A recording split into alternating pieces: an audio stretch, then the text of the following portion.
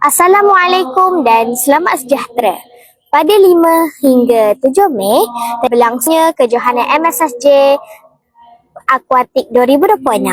Kejohanan kali ini dikelola oleh Sektor Penggunaan Murid Pejabat Daerah Kulai. Kejohanan Akuatik 2026 merupakan platform rasmi yang menghimpunkan atlet-atlet terbaik dari seluruh daerah negeri Johor. Selain itu, kejohanan ini juga menjadi medan pemilihan atlet yang mempotensi untuk mewakili Johor ke Majlis Sukan Sekolah Majlis MSSM.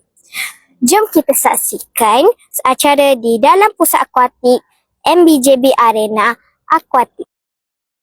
Bersama kita Dr. Lee Seng Sun yang bertugas sebagai Control Room Supervisor. Beliau juga akan memilih atlet yang akan mewakili MSSM nanti.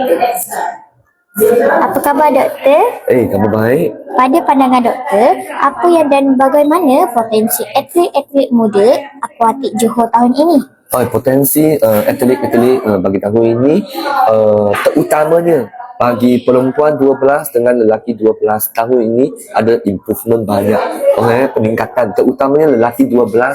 Sebab tadi semalam hari pertama sesi pagi sudah ada seorang murid lelaki Taehan Jack terus memecahkan rekod bagi 50 meter gaya tada lelaki 12 lah. Dan seterusnya bagi lelaki 18 bawah 18 juga ada potensi yang sangat tinggi sebab kita ada seorang atlet yang bernama Sophocles Ensingsian. Sophocles Ensingsian dia adalah seorang atlet yang sudah pergi ke Sukma lah. Dan dari semalam hingga sekarang baru sesi ketiga baru mula, kita Ensingsian dia sudah ada 1, 2, 3 sudah ada 3 acara telah memecah rekod, iaitu 1500 meter kaya bebas lelaki, lepas tu 400 meter rampaian dan juga 200 meter kaya kupu-kupu. Tiga acara ini sudah memecah rekod. Dan sebenarnya tahun ini apa yang saya nampak mulai tahun ini banyak atlet akuatik bukan sahaja adalah kaum Cina sahaja. Mulai tahun ini kan saya nampak banyak atlet dari kaum lain terutamanya Melayu ada peningkatan yang banyak.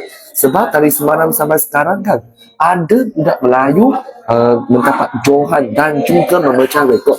Tadi baru-baru seorang budak perempuan Melayu Wan Karisha Wan Muhammad Faizan, dia telah memecah rekod 1500 meter kaya bebas tadi baru sahaja.